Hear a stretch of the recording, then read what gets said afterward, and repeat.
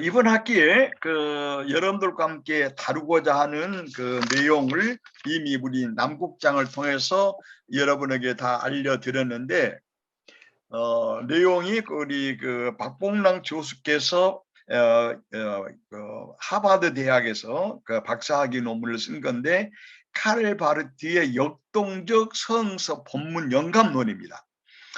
그래서 우리가 한국 장로교회가 지금 많이 분열되어 있지 않습니까?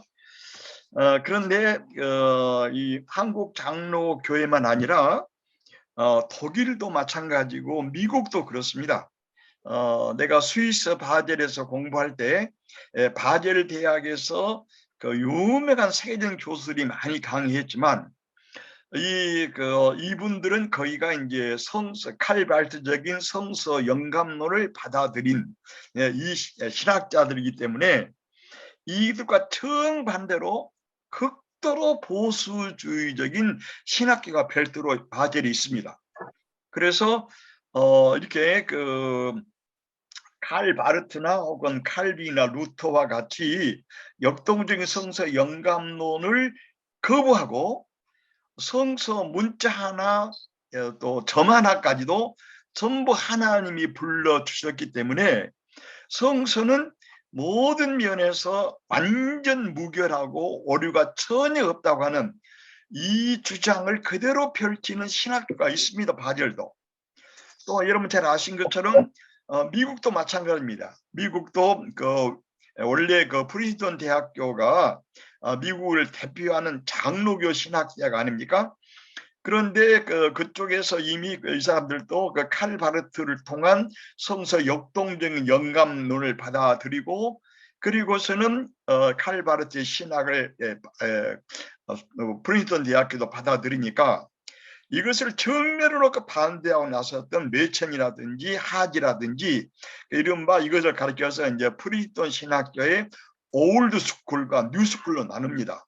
올드 스쿨은 아까 제가 말씀드린 것처럼 바젤 대학에 있는 그 신학교 교수들과 학생들처럼 완전히 성서는 하나님의 문자적으로 그대로 불러줬기 때문에 문자 하나, 단어 하나, 문장 하나, 점 하나도 절대로 오류가 없다고 믿고, 이 오류가 있다고 하는 것은 이미 하나님의 말씀을 폐기한 거라고 생각을 해가지고 모든 이 성서에 대한 비판적인 연구를 철저히 거부하는 그런 운동이 미국도 지금도 있습니다.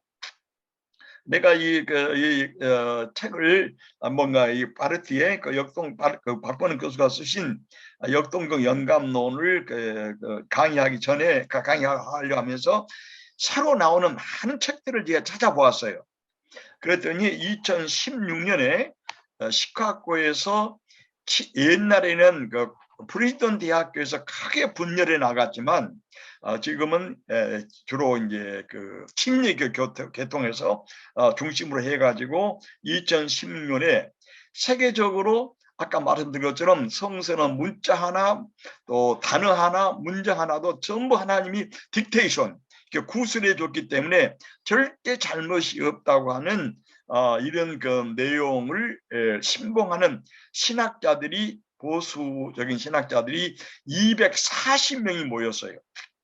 내가 그 자료를 사서 자세히 읽어보았더니 그분들이 성서에 대한 깊고 놀라운 사랑은 아주 감격스러운 거예요.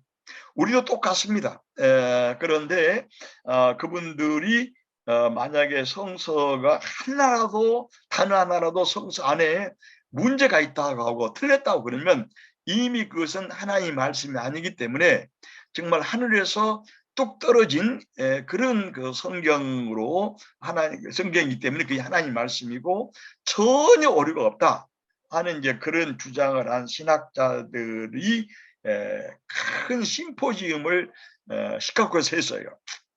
그리고 이와 반대되는 의견을 가진 사람들 혹은 동의한 사람들을 5명을 또 굉장히 유명한 학자들을 동원해 가지고 이거에 대한 토론한 책이 여기 나와 있는데 제가 이 책을 구입을 했습니다. 책이 뭐냐면은 성경 모성 논쟁입니다. 그래서 이 책이 446페이지쯤 되는데 이 책을 내가 자세히 읽었어요. 그리고 이미 박봉랑 교수님께서는 이 논문이 1954년에 6년에 나온 논문이기 때문에 그 뒤로 많은 그 연구가 돼 있어서 이 책들을 좀 내가 많이 자세히 참고하면서 이 강의를 이번 학기에 진행하려고 합니다. 그래서 아까 내가 말씀드린 것처럼 여러분, 이 성경은 보수주의자들은 이제 성경이라고 부르고 좀 진보적인 진영은 성서라고 부르는데, 성경이라고 번역한 것은 중국에 와 있던 선교사들이 성경이라고, 그러니까 사서오경처럼 아주 이름 자체로 존경과 존엄성을 드러내기 위해서 성경이라고 번역해 가지고 우리 많은 우리 한국계는 거의 막 90%, 100% 이상이 다 성경이라고 부를 거예요.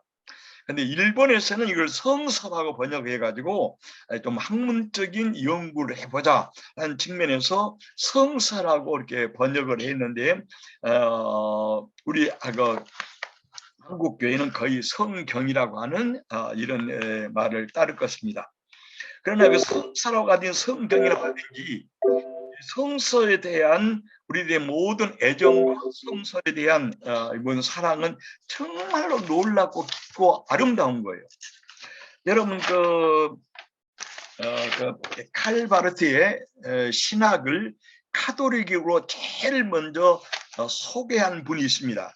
이분이 발타자라고 하는 바젤대의 카톨릭대학 교수도 바젤에서 신학자로 계셨는데, 발타자가 이런 글을 썼어요. 성경은 하나님에 대한 인식, 하나님이 누군가, 또 하나님에 대한 인식을 우리에게 제공할 뿐만 아니라 성경이, 하나님의 말씀으로 성경이 바라는 광채 속으로, 하나님 말씀이 바라는 광채 안으로 들어가서 그 빛에 우리가 붙들리게 된다. 그래서 빛에 붙들리면서 성서 자체가 하나님의 무한함과 하나님의 진리와 하나님의 위엄과 사랑을 강력히 우리에게 드러내는 것을 성경을 읽고 묵상하고 설교하는 모든 목사님들은 이걸 다 경험하고 있다는 거예요. 다시 한번 내가 발타자라는 유명한 신학자의 글을 다시 한번 읽어볼게요. 성경은 하나님에 대한 인식을 제공할 뿐만 아니라 성경 근간에 바라는 광채 안으로 들어가게 만들고 그 빛에 우리가 붙들리게 된다. 성서 자체가 하나님의 무한함과 진리, 하나님의 위엄과 사랑을 강력히 드러내는 것을 성경을 묵상하고 설교하는 모든 목사님들은 이것을 경험을 하게 된다라고 이렇게 썼습니다. 그래서 여러분이 잘 아신 것처럼 이 성서는 엄청난 역사를 내지 않았습니까? 아마 인류 역사에 성서만큼 위대한 역사를 낸 책은 없을 겁니다. 정치를 바꾸기도 하고 또 사회를 변화시키기도 하고 학문과 예술과 음악과 미술을 만들어내고 창의력을 내는 것은 성서가 가지고 있는 아까 발타디가 말한 것처럼 놀라운 빛이 우리를 붙잡고 있고 성서 안에 빛 속으로 우리를 끌어들이고 성서가 우리를 변화시키는 이런 신비하고 놀라운 능력을 성서는 가지고 있기 때문에, 그럼 성서는 유럽의 역사를 바꿨고 미국의 역사를 새롭게 했고 우리 한국에 들어온 기독교도 우리 초창기에 엄청난 역사를 일으킨 것은 성경이 가지고 있는, 또 성서만이 지니는, 우리 지난 주간에 장 목사님이 강의를 했는데 성서 안에 놀라운 세계가 있기 때문에, 그 속에 하나님이 계시고 성령이 계시고 그리스도께서 말씀하고 있기 때문에 이 성경이 이처럼 놀라운 역사를 일으킨 것을 우리는 잘 알고 있습니다. 따라서 우리가 그 믿음이라고 하는 것은 유명한 그 신학자 토제라는 사람이 이렇게 말을 썼어요. 믿음은 우리의 문제들과 불가능해 보이는 것들을 먼저 내려놓고 성서에서 자신의 얼굴을 우리에게, 성경에서 자신의 얼굴을 우리에게 드러내시는 하나님의 얼굴을 바라보며 우리의 가장 깊은 필요와 소망의 답을, 가장 깊은 필요와 소망의 답을 가지신 그분에게 시선을 고정하는 것이 믿음이라고 이렇게 표현했어요. 다시 한번요. 그 토제라고 하는 이 신학자가 이렇게 썼습니다. 믿음은 우리의 문제들과 불가능해 보이는 것들을 내려놓고 성서에서 그 얼굴을 드러내시며 우리를 바라보는 하나님을 바라보며 우리의 가장 깊은 필요와 희망의 답을 가지신 그분에게 우리의 시선을 고정하는 것이다. 그렇게 표현을 했는데, 이 토제에 가면 우리의 가장 깊은 필요와 우리의 모든 인류의 개인의 소망과 인류의 소망을 이룰 수 있고 또 문제의 답을 가지시는 유일한 분은 전지전능하신 창조자 하나님이시고 우리 주 예수 그리스도시고 그리스도와 우리를 연합시키는 성령이세요. 그러므로 이 성경을 떠나서는, 또 이 성서를 떠나서 우리는 어디서도 이런 놀라운 역사를 경험할 수 없기 때문에 지난 시간에 말한 것처럼, 장 목사님 잘 강의하신 것처럼 성서 안에 놀라운 세계 칼발트가 쓴 것을 이런 사람들은 또 이런 방식으로 우리에게 이렇게 제공하고 있는 것을 우리가 볼 수 있습니다. 그런 측면에서 우리가 이번 학기에 다루는 왜 성서가 하나님의 말씀인가, 왜 성서는 이와 같이 놀라운 힘을 가지고 있고 역사를 바꾸고 개인의 필요를 채워주고 우리의 삶을 완전히 변화시켜주는 이런 탁월한 힘을 가지는가, 이 성서의 신비한 놀라운 힘. 그래서 이것을 우리는 성서의 영감이라고 표현하는 것인데, 이 성서의 영감론에 대해서 우리가 다시 한번 살펴보면서 이 성경이 왜 하나님의 말씀이고 또 전적으로 인간의 말이면서도 전적으로 하나님의 말씀인 이 성서에 가지고 있는 신비하고 놀라운 세계를 우리가 다시 한번 이번 학기에 이렇게 찾아보려고 합니다. 여러분 잘 아신 것처럼 이 성서가 워낙 바다처럼 넓고 산처럼 모든 넓고 하늘처럼 높기 때문에 어떤 인간도 성서의 크고 놀라고 아름답고 깊은 하나님의 영광의 세계를 다 파악할 수가 없어요. 그렇기 때문에 누가 바다를 다 파악할 수 있으며 누가 하늘을 다 헤아릴 수 있겠습니까? 그런 점에서 성경에 대한 이해와 인식이 사람마다 다르고 또 신앙마다 다를 수가 있고 또 여러 교파들마다 다를 수가 있기 때문에 성서에 대한 상이한 인식과 이해로 인해서 아까 내가 말씀드렸지만 유럽은 유럽대로, 미국은 미국대로, 우리 한국은 한국대로 많이 갈라져 있고, 특별히 한국이 장로교가 이 성서에 대한 오해 혹은 성서에 대한 지나친 사랑 때문에 성서가 가지고 있는 진리의 세계, 참된 세계, 하나님의 영광의 놀라운 빛을 가리게 하면서 이렇게 교회가 산산조각으로 나서 갈라지가 된 것을 우리는 지금 현대에 목도하고 있습니다. 그래서 내가 지금 이 박봉남 교수님께서 이 칼발트의 성서 영감론을 쓰신 것은 이분이 우리 한국 장로교가 1947년부터 1953년에 성서 영감론 문제로 인해서 한국 장로교가 아주 뼈아픈 분열과 갈등으로 한국 교회가 수렁에 빠졌습니다.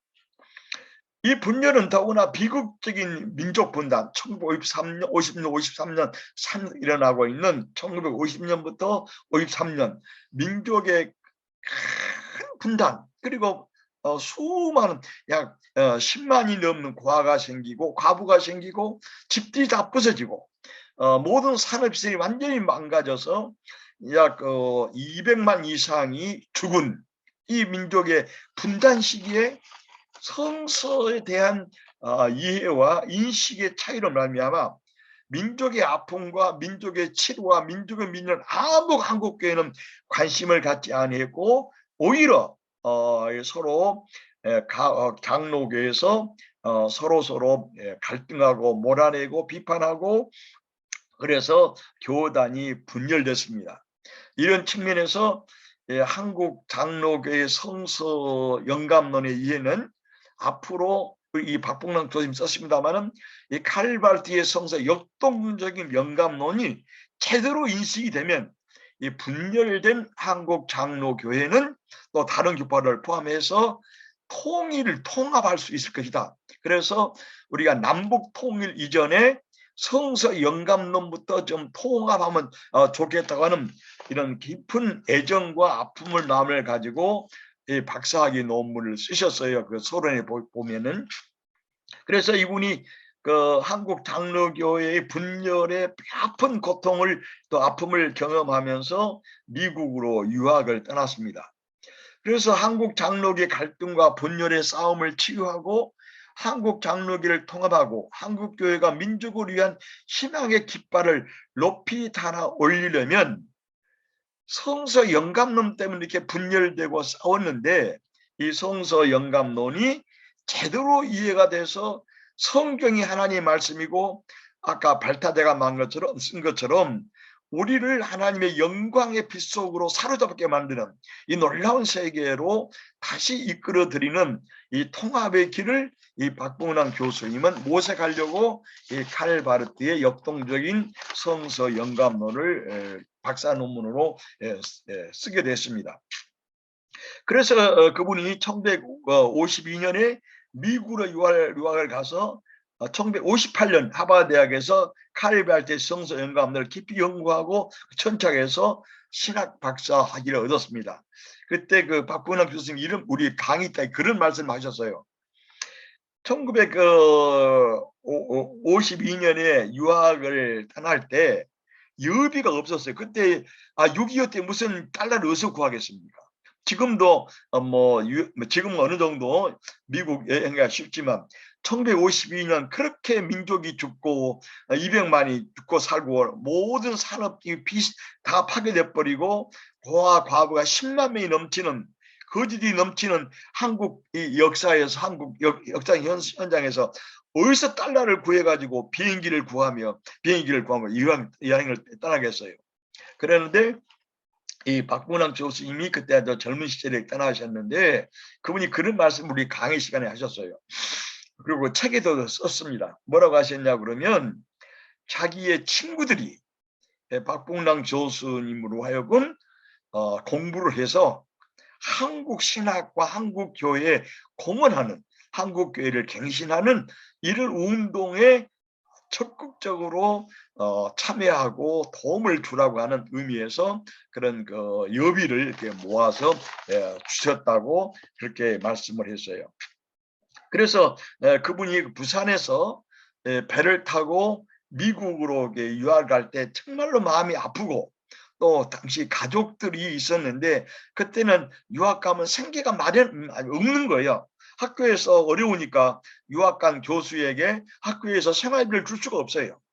학생들도 부족하고 전쟁 시절이라.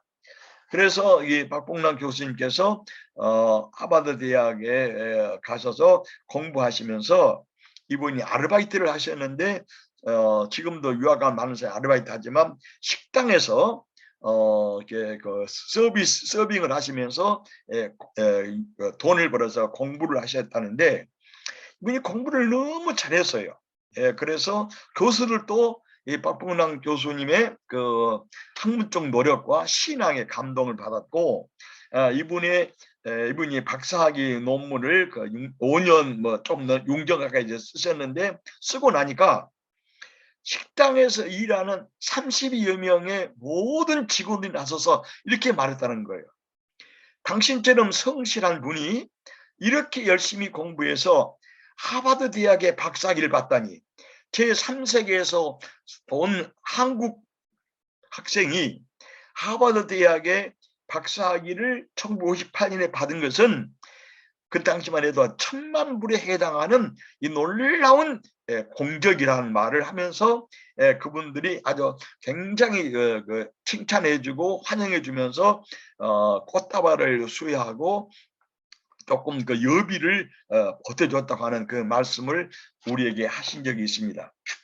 그래서 이 논문을 읽어보면은 정말 깊이 구약 신약을 통해서 또 어거스틴과 칼빈 루터, 그 다음에 특별히 여러분 이 성서 영감론의 문제는 언제 크게 대두했냐 그러면 종교 개혁자들은 별로 나타나지 않았습니다.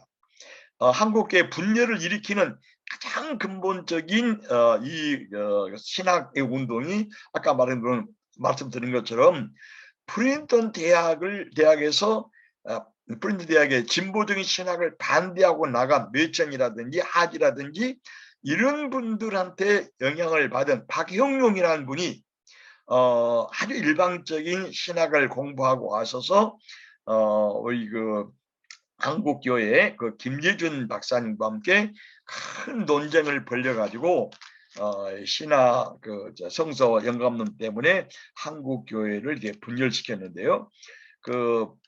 다음에 우리가 정통주의 신학의 입장을 성서 영감론의 입장을 축자 영감론을 말하겠습니다만은 이분들의 입장은 그야말로 그 스위스에 빠져 있는 아주 보수파들의 그 사상처럼 또 프린스턴 대학을 반대하고 나갔던 웨스트민스터 신학교 학생들 교수들처럼 박영룡 교수도 김재준 당시 교수를 성서를 거부한 자요, 신앙을 배신한 자고 동시에 한국교회를 파기한 자라고 그래가지고 그 성서 본문에 대한 전혀 연구나 거기에 대한 비판적인 성찰을 전혀 하지 않고 외국에서 알아보고 있는 면을 그대로 받아들여 가지고 김재준 교수님을 이단으로 내세워서 한국교회를 분열시키는 이런 일이 있습니다. 우리 박근홍 교수님의 그 책에다 그런 말씀을 써요. 첫째로 한국교회의 큰 문제는 당시에 가장 신학적인 문제였어요. 지금 한국 장로교회가 엄청나게 분열됐지만 그건 신학적인 문제보다는 교파의 문제고 때에 따라서는 교권 잡는 문제였는데 이 박권왕 교수의 분석에 의하면 우리 한국 기독교 장로회와 당시에 그 박영룡 박사와의 큰 논쟁은 완전히 신학적인 가장 큰 이슈였고 당시에 신학이 매우 짧고 깊이를 가지지 못했던 한국 교회가 전혀 이 사상의 깊이와 넓이와 높이를 전혀 몰랐기 때문에 그 다음에 문제가 뭐냐면 지역 싸움으로 넘어갔다는 거예요. 여러분 아신 것처럼 그 김재준 목사님은 함경도 분입니다. 그 다음에 박영룡 박사는 평안도 분이에요. 그래서 우리가 지금도 그 뭐 경상도 전라도 지역 감정이 있듯이 평안도와 함경도는 매우 사이가 나쁘다는 거예요. 그래서 그 당시에 평안도를 대표했던 분이 한경직 목사님이었는데 한경직 목사님과 김재준 박사님과 박영님들이 같이 공부해서 프린스턴에서 그래서 당시에 한경직 목사님이 그 당시 한국신학대학 그때는 조선신학대학인데 여자신학대학 학장을 하시면서 한신대학에서 교수를 하셨어요. 그러면서 영락교회를 하셨는데 그때 그 김재준 목사님이나 박봉랑 교수님이나 또 다른 분들의 말에 의하면 그때 한경직 목사님께서 프린스턴에서 배운 것처럼 용기 있게 말을 했고 박영룡 교수를 끼워놨더라면 이렇게 분열이 안 됐을 텐데 한경희 목사님이 그때 침묵했기 때문에 이런 분열의 역사를 안 왔다고 하는 그런 말도 많이 들었습니다. 그래서 그 바르트의 그 역동적인 성서 본문 영감론은 문자적인 영감론, 또 그다음에 그 유기적인 영감론이 있어요. 축자 영감론을 말한 분들이 이제 다음에 이거 밝히겠습니다만은 성서 안에 1.1획도 틀림이 없다. 그렇기 때문에 만약 틀리다고 그러면 성서는 하나님의 말씀이 아니다. 따라서 성서 자체 본문에 대한 아무런 조사나 검토를 하지 않고 이른바 연역적으로 연역적으로 우리가 논리학에서 귀납법이 있고 연역법이 있듯이 귀납법이라고 하는 것은 하나하나 사건을 다 조사해서 그 결론을 얻는 것이고, 연역적이라는 것은 어느 딱 전제를 가지고 그 사상 자체를 정리하듯이 우리나라의 모든 논쟁이 연역적으로, 성서는 하나님은 완전 무결하시다. 완전 무결하신 하나님이 모든 성서 제자들에게 그대로 불러줬다. 따라서 하나님 완전 무결하고 그대로 불러줬기 때문에 그대로 구술을 받은 제자들도 절대 오류가 없다. 따라서 성서는 무하다. 이런 3단 논법으로 연역적인 이런 방식을 취해서요. 여러분들 내가 서론에 이 얘기를 하고 싶은데요. 여러분들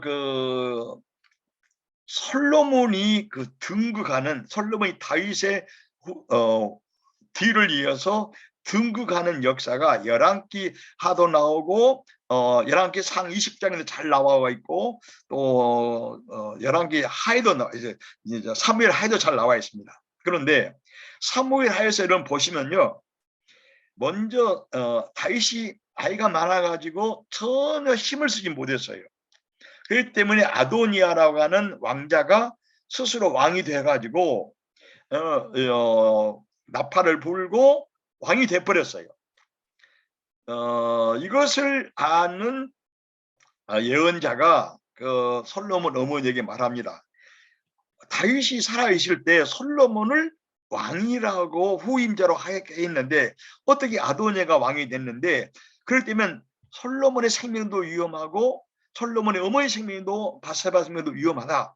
그러니 왕한테 들어가서 왕이 말씀한 것을 상기시키고 솔로몬을 왕으로 모시게 해라. 그렇게 해서 나단 선지자의 말을 듣고 바세바가 왕한테 가서 다윗한테 가서 그 말을 하거든요.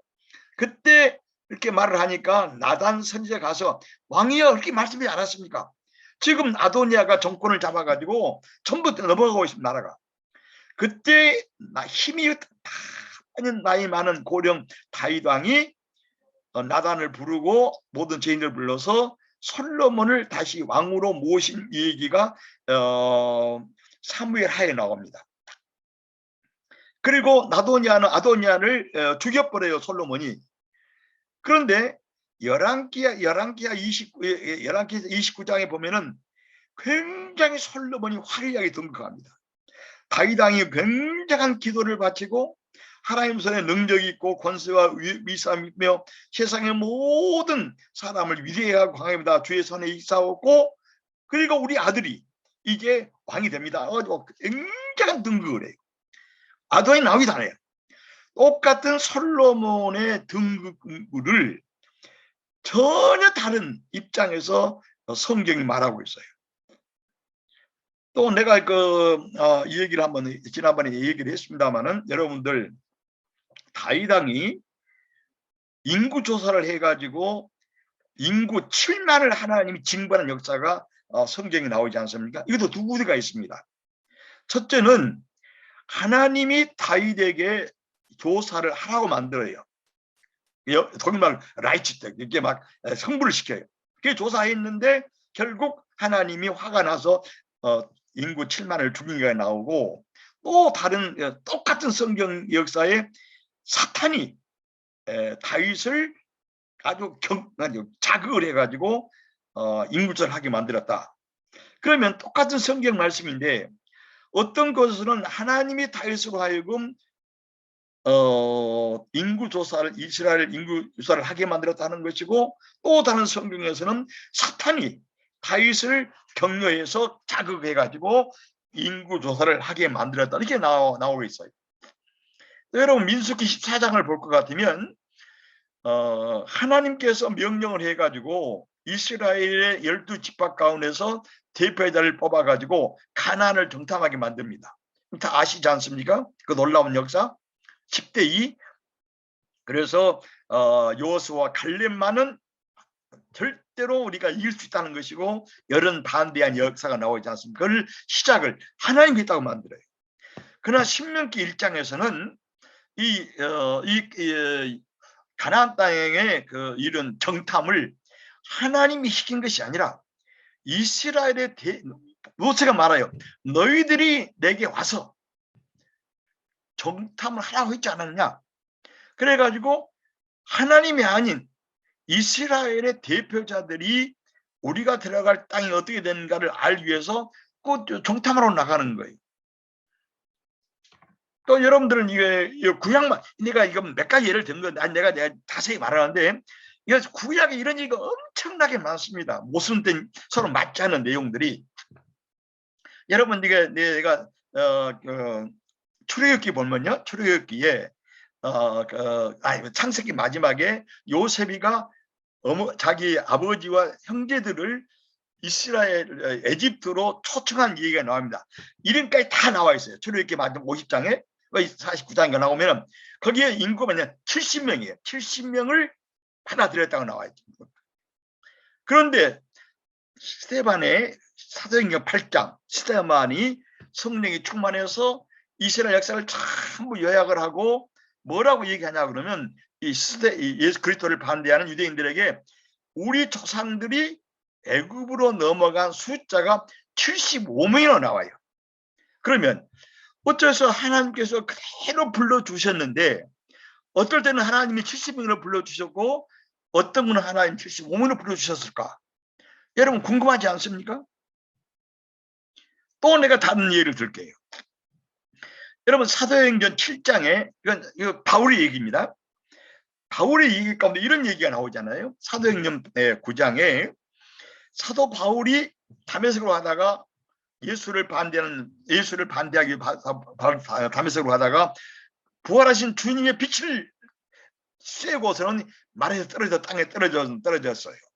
이분이 자기를 증언하기를 강력한 빛이 나를 비췄고 주님이 내게 말씀했다. 왜 내가 나를 반대하느냐? 내가 누굽니까? 나는 내가 박해하는 예수다.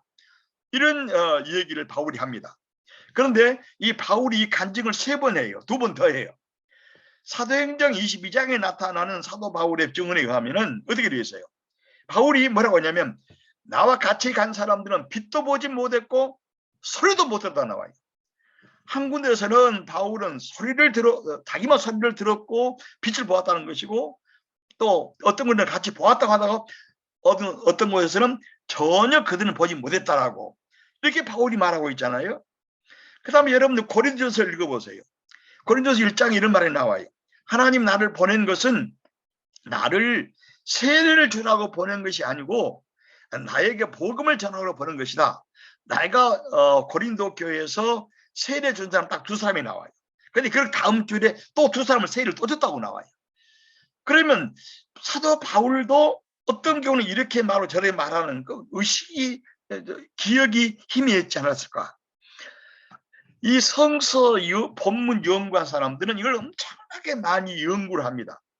여러분 지금 창세기를 보면요. 창세기 1장에서는 하나님이 자기 형상대로 남자와 여자를 똑같이 만들어요. 흙에서. 그런데 창세기 2장에서는 하나님이 인간을 만드는데 여자를 남자의 갈비뼈를 빼서 만들어요. 창세기 1장에서는 하나님이 흙으로 진흙으로 자기 형상과 같이 만드셔가지고 거기에 네페시 성령을 부으셔가지고 사람이 되게 만들고 창세기 2장에서는 하나님이 아담을 잠자게 해가지고 갈비뼈를 빼가지고 이와를 만들지 않습니까? 이런 현상들이 굉장히 많습니다.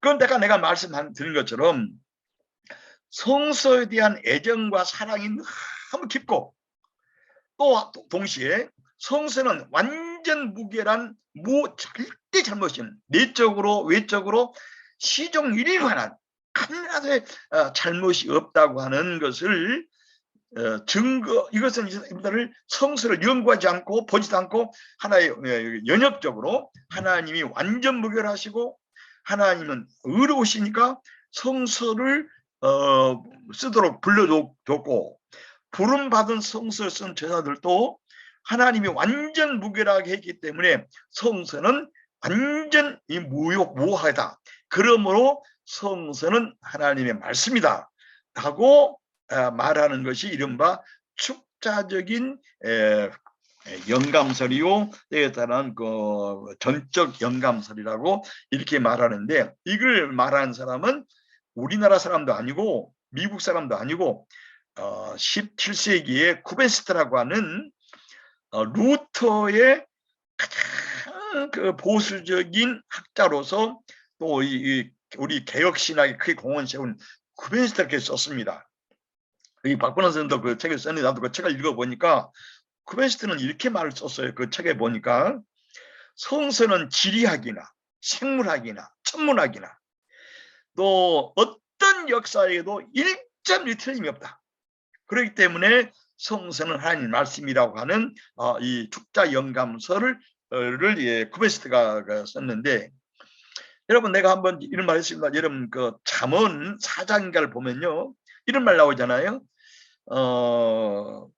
개미에게는 두목이 두랭이가 없다라고 하는데, 잠언을 쓸 때에 그 당시에 그 개미학이 뭐 발전도 안 됐겠지만 생물학이 있었겠어요, 천문학이 있었겠어요, 자연과학이 있었겠어요. 그 당시에는 최고의 학자들이고 그 당시에 최고의 지성이었겠지만 그 당시의 학자들이 보기에는 개미에는 두령도 없지만 열심히 한 걸 본 거예요. 그리고서는 사람들 너희들도 저 개미는 두령이 없고 감독자가 없이 열심히 일하느니 너도 일해봐라. 그런데 오늘날 개미 두령이 없습니까? 개미가 얼마나 교육사예요. 이런 때문에 여러분 성서가 써질 때 원자학이 있었겠습니까?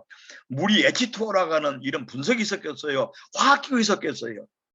그래서 그 당시에는 천문학이 있었겠습니까? 뭐 지질학이 있었겠어요? 그럼에도 불구하고 이 쿠벤스트라는 이 학자는 성서는 완전 무결하다고 하는 이 논리, 이 연역적인 이 사상을 나타내기 위해서 만약 이걸 부정하면 그 신학자도 아니고 교회 목사도 아니고 쫓겨내야 된다는 것이지. 이것이 그대로 한국교회도 드러났기 때문에 우리가 요즘 생각할 점이, 성서는 쿠벤스트가 말한 것처럼 생물학에서도, 오늘날 생물학에서도, 분자생물학에서도, 원자생물학에서도, 물리학에서도, 경제학에서도, 수학에서도 1점이 틀림없는, 그렇기 때문에 하나님 말씀인가, 이 문제가 발생하게 된 거예요. 그래서 앞으로 우리가 좀 이 내용을 더 자세히 좀 살펴보려고 하는데, 오늘 지금 대강 이 말씀을 드린 이유는 왜 성서가 하나님 말씀인가?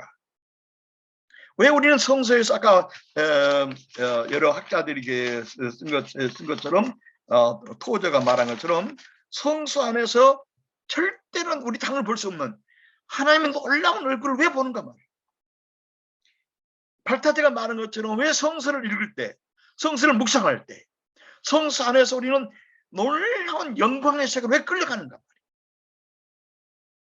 왜 우리는 성서에서 성서를 묵상할 때 성령의 능력을 경험하고 우리가 변화를 경험하며 하나님의 음성을 듣고 우리 삶이 변화되고 우리 삶의 모든 문제를 해결하는 하나님을 왜 만나는가, 성서 속에서. 그것은 이 한국의 그 보수 신학자들과 보수학자들이 있고, 박영영 목사 같은 것처럼, 쿠벤스트 같은 것처럼, 프린스턴 대학교의 보수파들이 쓴 것처럼 성서는 왜 하나님 말씀이냐? 성서는 생물학에서도 절대 틀림이 없는 진리다 말이야. 성서는 천문학에서도 틀림없는 진리다. 성서는 원자분리학에서도, 원자학에서도, 전자학에서도, 요즘 말하면 컴퓨터학에서도 일제 틀림이 없는 이런 말씀이기 때문에 성서는 하나님의 말씀이다라고 하는 그것이 바로 옳은가 말이에요. 이 측면에서 우리 박구은왕 교수님께서 먼저 김지준 목사님의 그 성서 영감론을 아주 잘 분석해 주셨고, 그 다음에 박영룡 목사님의 그 교수님의 당시에 한국교회를 지배했던 박영룡 교수의 성서 영감론을 잘 분석해서 잘 쓰셨어요. 그렇게 볼 것 같으면 우리 김재준 목사님은 이렇게 말씀했어요. 박영룡 그 교수한테 이제 신문을 당합니다. 총회에 불려가 가지고 당신이 성서에 오류가 있다고 그러는데 성서에 오류가 뭐가 되나? 그러니까 이제 김재준 목사님이 이렇게 말씀하세요. 성서에 잘못된 기록이 있는데 왜 없다고 그러냐? 그걸 대라는 거예요, 박영룡 목사는. 그러니까 박영룡 목사님은 전혀 크리스트나 프리스토의 그 보수파들처럼 연역적인 방식을 가지고 하나님이 전지전능하시고 오류가 없고 따라서 불러줬고 구속됐기 때문에 오류가 없다는 이 구절만 아주 알고 있고, 성사, 내가 아까 몇 가지 예를 들었지만 성사 안에 있는 서로 분리되고 모순되고 반대되는 이 얘기가 엄청나게 많은 불구하고 이건 완전히 무시해버린 거예요. 만약 그걸 그대로 인정해보면 성서는 하나님의 말씀이 아니고, 아까 토저라든지 또 다른 신학자가 그 발탁가 말한 것처럼 그걸 인정해버리면 성서 안에는 하나님의 음성이 없고, 그걸 생물학이 틀렸고 전자 생물학이 안 되고 컴퓨터학이 틀리고 성서는 지리학이 틀리고 생물학이 틀리다, 그걸 인정해버리면 성서는 하나님의 말씀 아니다. 성서는 모든 학문을 통달한 완전 무결한 틀림없는 것이다. 이렇게 인식하는 것이 과연 성서 본문이 텍스트가 그대로 말하는가 하는 것에 대한 수많은 연구가 오늘날 이루어졌습니다. 그래서 우리 김재준 목사님은 그 프린스턴 대학에서 많은 연구를 하시고, 우리 박번영 교수의 쓴 글에 보면은 그분이 그 김재준 목사님이 성서 영감론에 대한 책을 쓰셨어요. 그 워낙 문제가 당시에 복잡하기 때문에. 근데 이런 말 썼어요, 김재준 목사님이. 이건 내가 한 말에 김재준 목사님 말을 좀 이용하면 이렇습니다. 당시에 여러분 욥기의 마지막에 하나님의 우주 만물과 천지와 무슨 수많은 생물들 나타나는 걸 다 기록하고 있지 않습니까? 그러면서 욥에게 하나님 말씀을 하죠. 네가 아느냐 말이야. 그러니까 욥이 뭐라 하냐면, 내가 무지한 내가 귀로만 하나님 말씀을 들었는데 이 엄청난 우주 현상을 보니 이제서 나는 하나님을 알고 내가 회개한다는 말이 나와요. 욥기 42장에 3절에 나오지 않습니까? 그래서 김재준 목사님은 그렇게 말씀하세요. 욥기의 천문학, 욥기의 생물학이 그 당시에는 최고의 생물학이고, 그 욥기를 쓴 저자로서는 위대한 분석학자였을지라도 욥기를 썼던 그 천문학, 또 성서에 쓴 천문학들이 지금 천문학자들의 같은 그런 천문학 지식을 하나님이 그들에게 영감으로 줬겠느냐? 그들이 그 당시에 성서에 쓴 천문학, 성서에 아까 내가 잠언 4장에 나타나고 있는 개미 얘기였었는데, 그 당시에 동물학은 그렇겠죠. 그 수준에 맞는 글로서 그 시대에 상황하는 그런 사상으로 하나님 말씀을 쓰게 한 것이지, 성서의 목적이, 이 김재준 목사님 매우 잘 썼어요. 이 칼발트도 똑같은 말을 하신 건데, 김재준 목사님 이렇게 했습니다. 박근홍 선생님 기가 막히게 잘 쓰셨어요, 이 내용을. 성서의 목적이 우리에게 생물학의 진리를 드러내는 것도 아니고, 성서의 목적이 원자학을 가르친 것도 아니고, 성서의 목적이 우리에게 수학을 가르친 것이 아니고, 성서의 목적이 뭐냐면, 모든 경제학은 경제학의 목적이 있고, 천문학은 천문학의 목적이 있고, 생물학은 생물학책의 목적이 있듯이 성서의 목적을 오해하고 성서의 목적을 잘 못 알기 때문에 이런 혼동이 생겨라고 이렇게 김재준 목사님 쓰시면서, 만약 지금 우리가 만약에 지금도 성서를 쓴다 할 것 같으면 하나님이 3000년 후에 발전된 그 생물학 지식을 우리 김재진 박사에게 오영석에게 줄 것이 아니라 지금까지 알고 있는 최고의 생물학 지식을 가지고 하나님은 그 시대에 해당하는 말씀을 썼을 것이고, 따라서 그 시대에 해당하는 천문학과 지질학과 역사학과 모든 학문이 그 시대의 정신과 시대는 최고의 것이라도 지금 시대에 꼭 맞는 것은 아니다. 그렇다고 해서 성서의 목적이 뭐냐?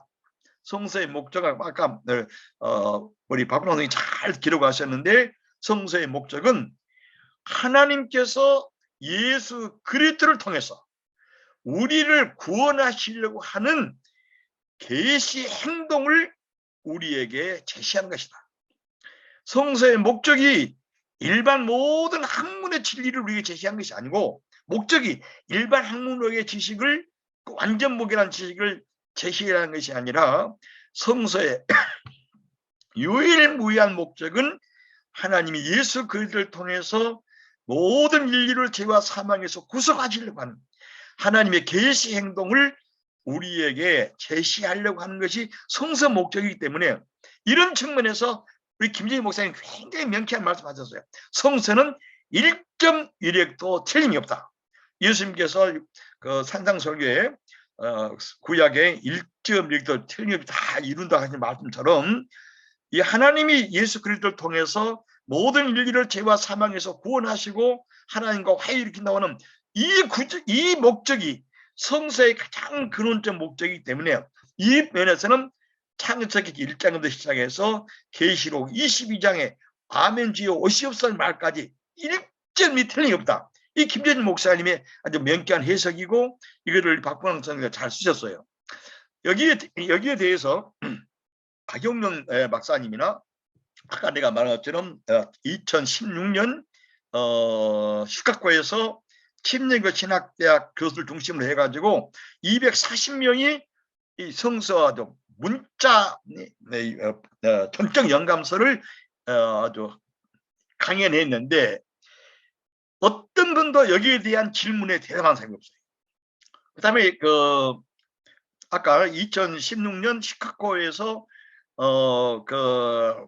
아주 주제 강한 분이 아까 말한 커미스터 같은 비슷한 말씀을 하시면서 했는데, 거기에 그 회의를 주최하는 주체에서 신명기 20장에 나타나는 말씀과 산상설계에 나타나고 있는 예수님의 원수 사랑에 대한 이 구절을 줬어요. 이것에 대해서 설명을 해봐라. 여러분 신명기 20장에 나타난 걸 보면은 신명기나 민수기나 출애굽기에 여러분 아시죠? 또 특별히 여호수아, 내가 지난주에 가서 우리 한신대학 도서관에 가가지고 구약에 있는 모든 주석을 다 찾아봤어요. 구약의 여호수아나 신명기 20장에 보면은 모든 너희들이 여러 나라 도시들을 다 점령할 때는 어린애까지 포함해 다 죽여버리라는 거예요. 이거 그다음에 여러분 이것도 그대로 뭐라고 하셨냐면, 여호수아에는 하나님이 말씀하신 그대로 전부 척결해 버린 거예요. 이 구절과 함께 예수님께서 그 산상설교에서 원수를 위해서 기도해란 말이에요. 머리밤을 치는 자는 왼손밤을 돌려대고 그들을 축복하고 저주하지 말라. 이 구절을 같이 두면서 이걸 말해보라고 했어요. 그랬더니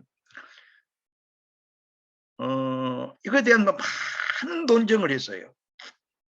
그런데 뭐라고 얘기했냐 그러면, 그 두 강사 아주 문자적인 영감서를 그대로 나타내는 그분의 얘기는, 그것은 그 당시에 해당하는 상황윤리에 해당하는 것이고, 그것은 그 당시에 맞다. 그래서 질문했어요. 그러면 그 말을 오늘도 적용하면, 지금 우크라이나하고 소련이 전쟁하고 또 남과 북이 전쟁하고 세계 국가에 전쟁하는데, 오늘도 구약 그대로 적용하면 마태복음에 나타나고 있는 예수님께 온 사랑하고는 완전히 배치되는 그런 사상인데, 이걸 어떻게 조화시키느냐. 그랬더니 그 시카고에서 그 두 강사 한 분이 이렇게 말하기를, 예수님은 이미 국가를 잃어버린 사이기 때문에 전혀 현실에 관심도 없는, 그러나 저 세계를 말하기 때문에 그렇게 말한 것이고, 구약에서는 영토를 차지한 거기 때문에 전혀 상황이 다르므로 그것을 동일성에 놓을 수 없다라고 이제 그런 강연을 했어요. 그랬더니 여기에 대해서 이제 반대한 분이 글이 잘 나왔는데, 글을 보니까 되어 있어요. 그럼 우리 신학사에서 마르키온 배우지 않습니까? 2세기 때 구약에 나타난 하나님은 복수의 하나님이요, 피의 하나님이요, 보복의 하나님이고, 시행에 나타난 예수를 나타난 하나님은 사랑과 은혜의 하나이기 때문에 전혀 다른 하나님이라는 것을 우리 다 신학 때 배웠어요.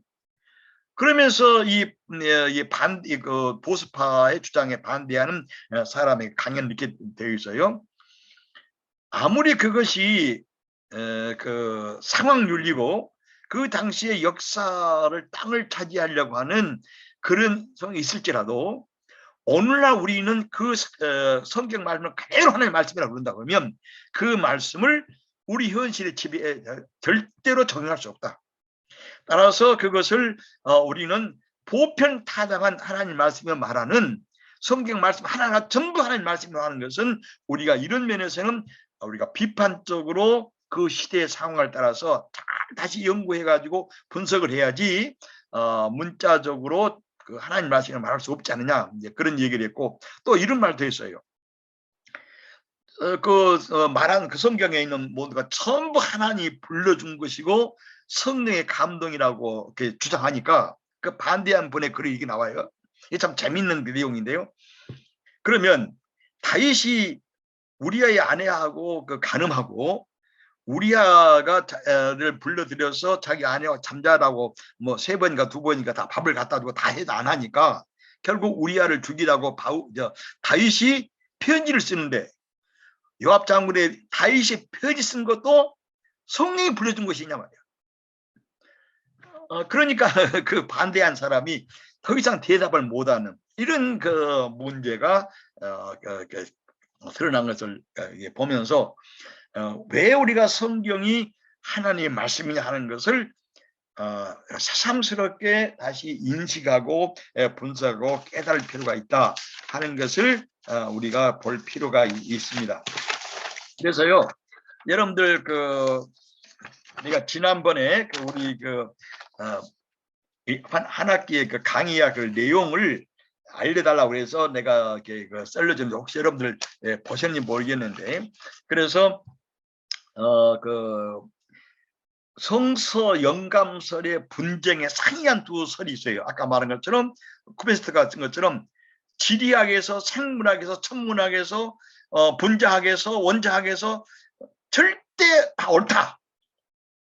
그게 틀리다면 성경 말씀이 아니다고 하는 이런 박용률을 중심으로 지금도 한국계 사당국 신학계에서 주장하고 있는 이런 설이 있고, 우리 박봉남 선생님이 잘 연구하신 것처럼 우리 김재진 목사님이 이미 파르트 입장에 서 계시는데, 성서는 내적으로 서로 틀리기도 하고 다르기도 하고, 또 성서의 목적이 다른 모든 학문을 완전 무결하게 내는 것이 아니고, 하나님의 구속의 예수 그리스도를 통한 하나님의 구원의 역사를 내시는 계시 행동이고, 성령 역사라는 이 목적에서 있다고 하는 이것 때문에 이걸 가리켜 목적 영감사라고 말하는데, 이 두 가지 입장이 있다고 하는 것을 내가 다음에 조금 더 부언의 말씀을 드리고, 그 다음에 우리 김재준 목사님께서 쓴 글을 우리 박근원 선생님께서 잘 요약 정리하셨어요.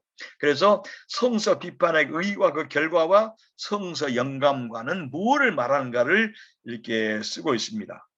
그 다음에 우리 박근원 교수님께서 이 김재준 목사님의 이제 글을 넘어서서 또 파르트를 넘어서 가지고 영감이라는 인스피레이션이 무엇인가에 대해서 철학적으로 통계사로 깊이 연구했어요.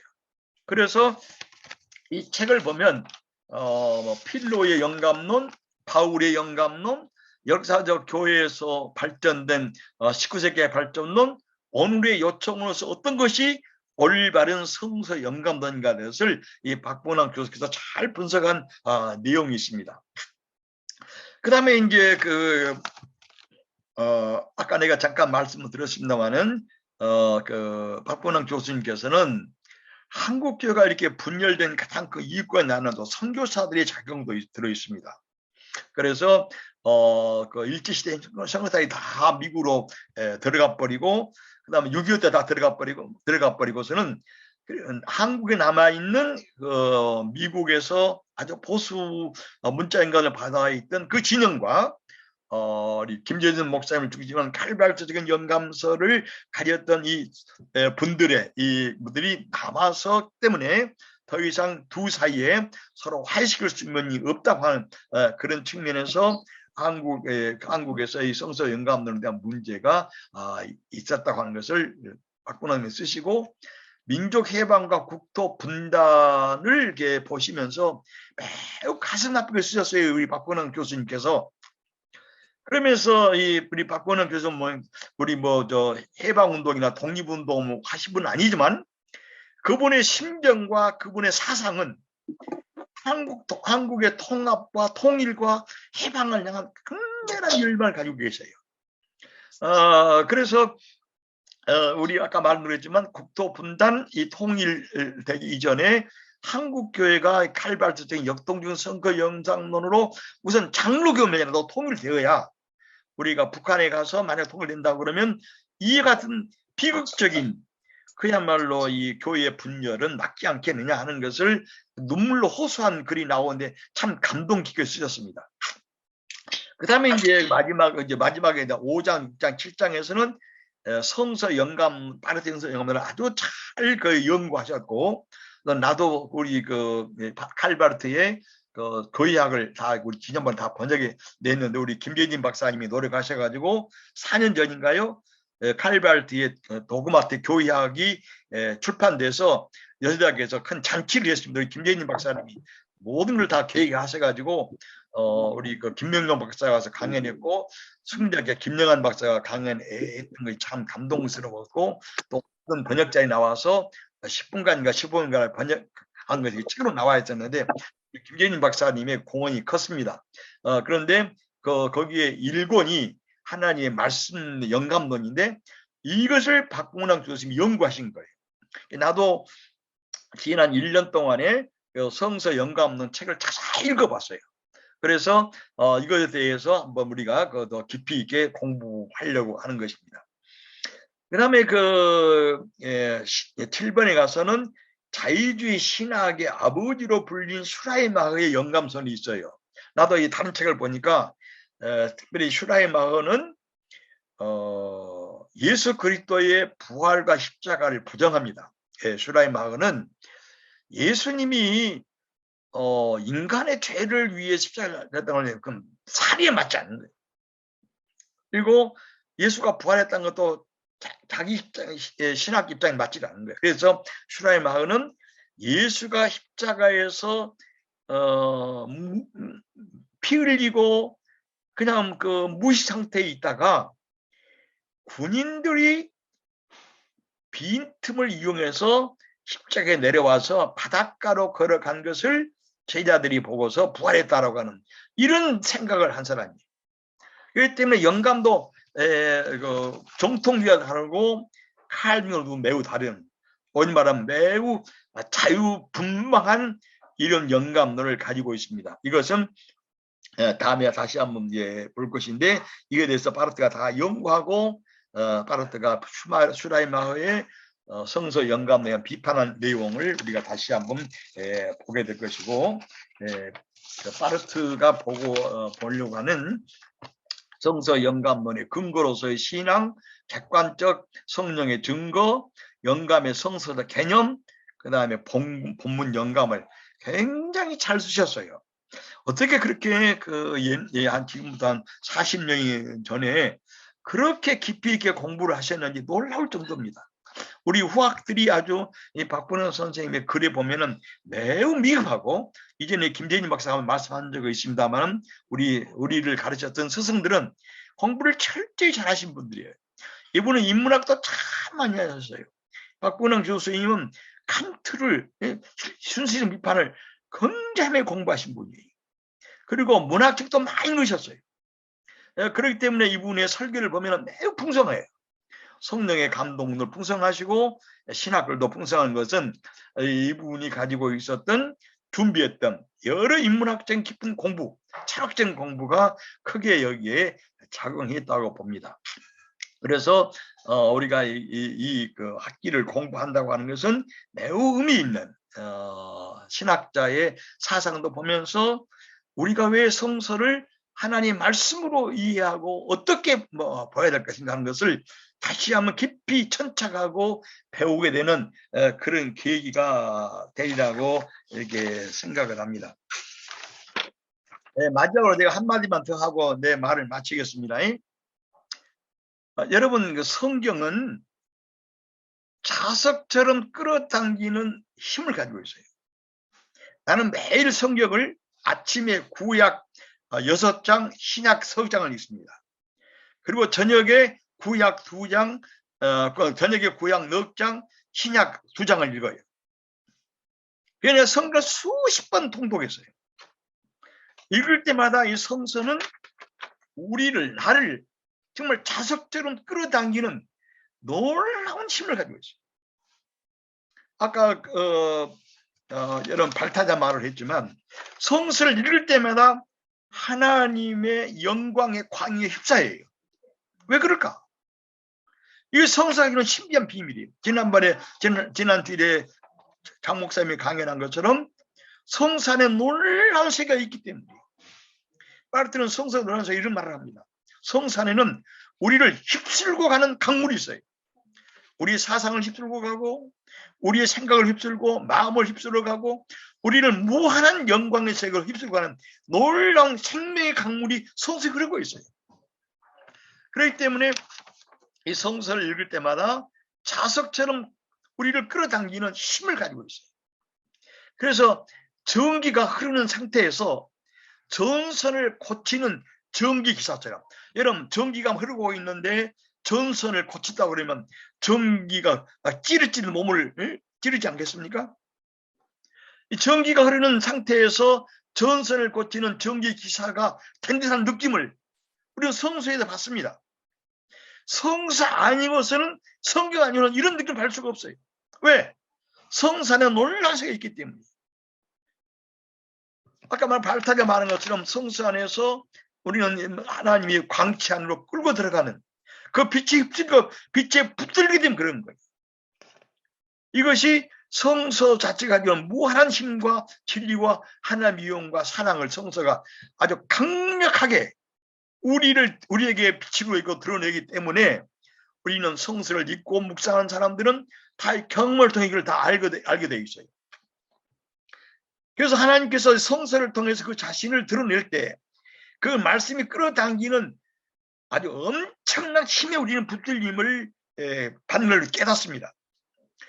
그래서 우리가 그 베드로전서에 있는 히브리 4장 11절 말씀 있는 것처럼 하나님 말씀은 살아있고 운동력이 있어서 좌우의 날선 어떤 것보다 예리하고 우리의 혼과 영과 관절과 골수를 찔러 쪼개이며 우리의 마음과 생각을 다 살핀다고 하는 이 히브리서 4장 11절 말씀처럼 이 성경의 목적이 아까 파르테나 우리 김재인 목사님이나 박근홍 쓰신 것처럼 성경의 목적이 하나님의 예수 그리스도를 통해서 우리를 죄와 사망에서 구속해서 하나님의 영광의 세계 생명의 세계를 이끌어가는 계시 행동을 성경이 이 강력한 능력으로 우리에게 성령의 감동을 통해서 드러내기 때문에 성서는 하나님의 말씀이요 성서는 하나님의 영감된 책인 거예요. 이 내용을 우리가 더 앞으로 점차적으로 더 많이 공부하면서 이해하고 더 넓혀가는 이런 한 학기가 되기를 바랍니다. 혹시 여러분 질문 있는가요?